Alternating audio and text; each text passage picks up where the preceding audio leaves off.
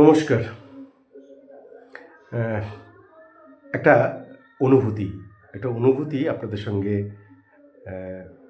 Share করব, তাই আজকের এই ভিডিও। আমি একসময় বলতাম, বা দেখেছিলাম বলেই বলতাম, ধরুন আজকে আমার প্রথম মাইনে পেয়েছি চাকরি পাওয়ার পরে। এই চাকরি পাওয়ার আগের দিন, অর্থাৎ গতকাল, আমি আমার পরিবারকে জিজ্ঞেস করলাম, গতকাল আমার মাইনে ঢুকবে, তোমরা কি চাও বলো আমার কাছে, আমি তোমাদেরকে দিলে, পরিবারকে বলেছি, আমি খুব খুশি হব।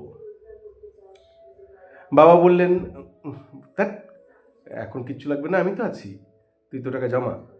মাও প্রায় একই রকমই বললেন। শুধু আবদার করলেন আমার ছোট বোন, সে বললেন, দেখ দাদা, পাকামো করিস না, এক কাজ করবি, কালকে আমরা তো গরিব মানুষ, আমাদের তো প্রতিদিন খাসির মাংস খাওয়া হয় না, 1 কেজি খাসির মাংস নিয়ে চলে আসবি, সবাই খেলো, সবাই পেলো, কাউকে আলাদা করে দিতে হলো না। দারুণ, বুদ্ধিটা তো বেশ ভালো, চলো। আমি মাইনে পেয়ে খাসির মাংস নিয়ে বাড়ি ফিরছি। এর মধ্যে আমার বাড়িটা ঢোকার আগেই বেশ কিছু গরিব মানুষের বাস, গরিব জনতার বাস, মানুষ কিনা জানি না। তো দেখি একটা 6 বছরের বাচ্চা মেয়ে তার 3 বছরের ভাইকে নিয়ে, ভাইটা কাঁদছে, তাকে সামলাচ্ছে। এমন কী হয়েছে রে মুন্নি?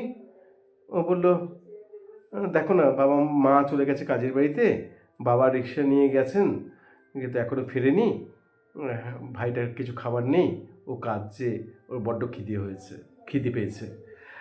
আমার হাতে তখন খাসির মাংসের ঝোলাটা ঝুলছে।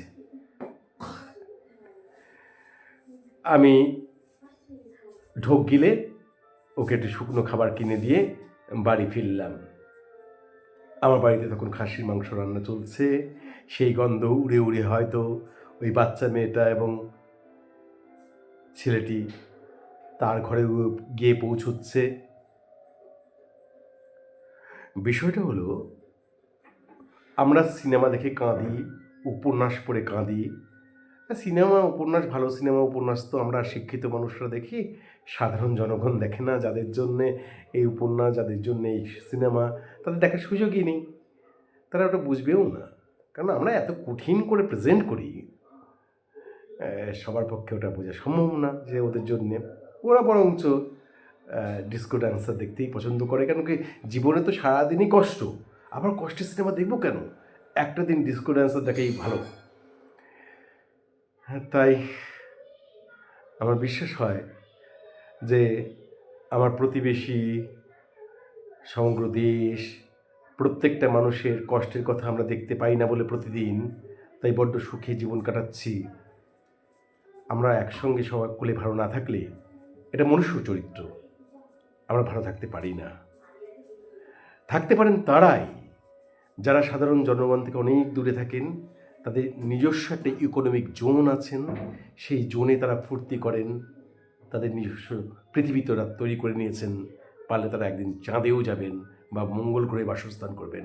কিন্তু আমরা যারা এই মাটির মানুষ, কেউ একটু উপরে, কেউ একটু নিচে, শিক্ষাগত যোগ্যতা হোক, চাতুরতা হোক, ওই শিক্ষাগত যোগ্যতার সঙ্গে একটা চাতুরতার যোগ আছে।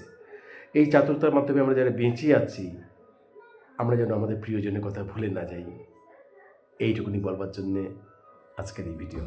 নমস্কার।